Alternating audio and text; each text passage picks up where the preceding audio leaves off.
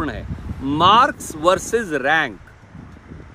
इतने ज़्यादा नंबर आए हैं कि पूरी रैंक का तरीका गड़बड़ा गया। तो अगर 80,468 बच्चों के 600 नंबर आए हैं तो 50,000 गवर्नमेंट कॉलेज की सीट्स पर उन्हें दाखिला कैसे मिलेगा?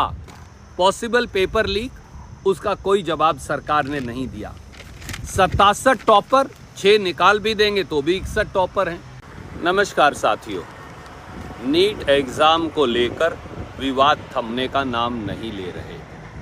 नीट एग्ज़ाम को लेकर 24 लाख बच्चों, उनके माता पिता और लाखों करोड़ों और देश के बच्चे जो डॉक्टर, डेंटल डॉक्टर बनना चाहते हैं, उनकी मन की शंकाएं ख़त्म नहीं हो रही। नीट एग्ज़ाम को लेकर लीपापोती का मोदी सरकार का खेल, एनटीए का खेल और तामझाम और गड़बड़ झाला लगातार चलता आ रहा है।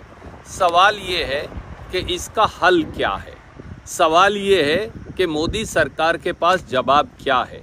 सवाल ये है कि एनटीए के पास जवाब क्या है? सवाल ये है कि क्या कोर्ट में जाने से मामला हल हो पाया?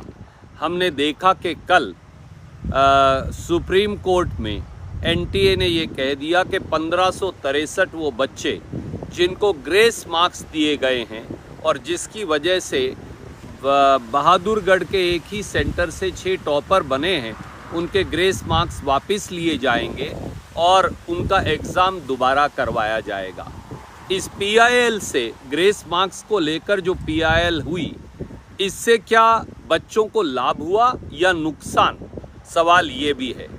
हमारा ये मानना है कि एनटीए और मोदी सरकार लीपापोती करके 1563 बच्चों का एग्ज़ाम दोबारा करवा के नीट के पूरे मामले पर पर्दा डालने की साजिश कर रहा है। 1563 अगर बच्चों का एग्ज़ाम दोबारा भी हो गया तो क्या उससे मूलभूत नीट पे जो शंकाएं हैं, जो गड़बड़ झाले के इल्ज़ाम हैं, लीपापोती के इल्ज़ाम हैं, उनका हल निकलेगा? सवाल ये भी है। इल्ज़ाम क्या है? सबसे पहले तो इल्ज़ाम ये है कि नीट में पेपर लीक हुआ या उसकी आशंका है। इसका क्या सबूत है? सबूत है कि पटना के अंदर एक एफआईआर दर्ज हुई और एक अखबार ने ये भी लिखा कि 60 करोड़ रुपया इकट्ठा किया गया। 4 मई के एग्ज़ाम से अगले दिन ये खबर भी आई कि बहुत सारे बच्चों और उनके माता पिता को गिरफ्तार किया गया। आज तक ना धर्मेंद्र प्रधान जी, शिक्षा मंत्री जी ने, ना एनटीए ने, ना इसकी जांच मामले की करवाई, ना इस पूरे मामले को बताया। दूसरी शंका क्या है? 67 टॉपर हैं। ठीक है, अगर आप 1563 बच्चों का एग्ज़ाम करवाएंगे तो बहादुरगढ़ के एक सेंटर के 6 टॉपर हट जाएंगे। 61 टॉपर तो फिर भी हैं। 61 टॉपर कैसे आए जब पिछले सालों में ये टॉपर हुए ही नहीं? अगर आप देखें 2020 में केवल 2 टॉपर थे जिनके 720 में से 720 नंबर आए। 2021 में 3 टॉपर थे। 2022 में जो टॉपर है उसके केवल 715 नंबर आए। 2023 में 2 टॉपर थे और 2024 में 67 टॉपर हैं। तो अगर 6 निकाल भी दें तो 61 टॉपर फिर भी हैं। ये कैसे संभव हुआ? इसका कोई जवाब ना सुप्रीम कोर्ट में दिया गया, ना लोगों को बताया गया। तीसरी बात जो सबसे महत्वपूर्ण है, मार्क्स वर्सेस रैंक। इतने ज़्यादा नंबर आए हैं कि पूरी रैंक का तरीका गड़बड़ा गया। नीट में लगभग हम सब जानते हैं कि 1 लाख डॉक्टर की पोस्ट्स हैं और उसके लिए 24 लाख बच्चे एग्ज़ाम देते हैं। 55,000 पोस्टें वो हैं जो गवर्नमेंट कॉलेजेस में हैं, यानी सस्ती फीस पर नौकरी पेशा मध्यम वर्ग, गरीब एससी बीसी का बच्चा डॉक्टर बनने का सपना पूरा कर सकता है सस्ती रियायत पर। उनका क्या होगा जब रैंक्स वर्सेस मार्क्स इतने ज़्यादा हो जाएंगे? या उसका आपको मैं एक उदाहरण देता हूँ। क्या हुआ? वो बहुत अपने आप में एक चौंकाने वाली बात है और उसका कोई जवाब भारत सरकार के पास नहीं है। अब आप देखिए, अगर किसी बच्चे के 600 नंबर हैं तो 50,000 अगर गवर्नमेंट कॉलेजेस में सीट है तो उसे आराम से दाखिला मिल जाता था। 2022 में जब नीट का एग्ज़ाम हुआ तो 200 नंबर लेने वाले बच्चे जो थे वो 20,517 थे, यानी 50,000 गवर्नमेंट कॉलेज की सीट में आराम से नंबर आ जाता था।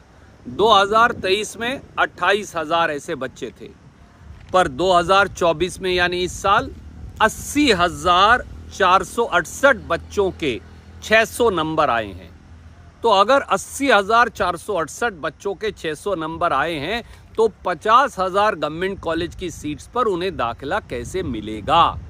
इस सवाल का जवाब ना धर्मेंद्र प्रधान देते, ना प्रधानमंत्री जी देते, ना एनटीए देता। एक और उदाहरण देखिए, अगर किसी बच्चे के नीट में 650 नंबर आए 720 में से, तो साल 2022 में केवल 4246 ही ऐसे बच्चे थे, यानी बेस्ट कॉलेज के अंदर उन्हें दाखिला 650 नंबर पे मिल जाता। 2023 में 6800 बच्चों के इतने नंबर आए 650। अब 2024 इस साल क्या हुआ? 21,724 बच्चों के 650 नंबर आए। दोस्तों आप बताइए, उन्हें अच्छा कॉलेज, मनपसंद कॉलेज कैसे मिल पाएगा? इसका जवाब ना धर्मेंद्र प्रधान देते, ना एनटीए देता, ना मोदी जी देते, ना बीजेपी देती। 700 नंबर अगर 720 में से कोई बच्चा ले आए तो लोग छलांगे लगाते थे। 2022 में केवल 49 बच्चों के नीट में 700 नंबर आए, यानी 50 के भी नहीं आए। 2023 में 294 बच्चों के आए, और इस साल क्या हुआ? 1794 बच्चों के 700 नंबर आए हैं। तो क्या होगा बच्चों का? इतने अगर नंबर आएंगे, उनको तो रैंक कभी मिल ही नहीं पाएगी। और देखिए, 710 नंबर इस साल 407 बच्चों के आए हैं, पिछले साल केवल 27 बच्चों के आए थे। 715 नंबर 720 में से सेकंड हाईएस्ट रैंक है। आप अगर देखें, इस साल 225 बच्चों के आए हैं। किस प्रकार से ये रैंक वर्सेस मार्क्स का जो अंतर है ये दूर होगा, इसका कोई जवाब नहीं देते। इसलिए सवाल बड़े सीधे 3 थे। पॉसिबल पेपर लीक, उसका कोई जवाब सरकार ने नहीं दिया। 67 टॉपर, 6 निकाल भी देंगे तो भी 61 टॉपर हैं, उनका क्या होगा? और मार्क्स वर्सेस रैंक, जो हाई लेवल ऑफ मार्क्स आ रहे हैं, इससे बच्चों का रैंक खराब हो गया। इसलिए ये 1565 या 1600 बच्चों की बात नहीं, 20,000 जहाँ नंबर आते थे, बच्चों के नंबर 20,000 बच्चों के आते थे, वहाँ 80-85 हज़ार बच्चों के आए हुए हैं। तो बच्चों को दाखिला मिलेगा कैसे? सवाल ये है। दोस्तों, इशू 4 हैं बड़े सीधे। नीट एग्जाम की सैंक्टिटी यानी विश्वसनीयता, उस पर अपने आप में एक सवाल खड़ा हो गया है। दूसरा, हेरा फेरी के इल्जामात हैं नीट में, पेपर लीक का इल्जाम भी है, नकल और गड़बड़ झाले का इल्जाम भी है, उसका कोई जवाब नहीं दे रहे। तीसरा, एनटीए यानी नेशनल टेस्टिंग एजेंसी की क्रेडिबिलिटी पर सवाल है, उसका कोई जवाब नहीं दे रहे।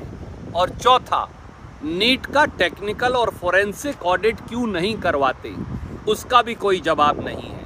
सुप्रीम कोर्ट में जो बयान दिया वो केवल लीपापोती का एक सिस्टम है, उससे नुकसान ज़्यादा हो गया, बच्चों का फ़ायदा कम हुआ।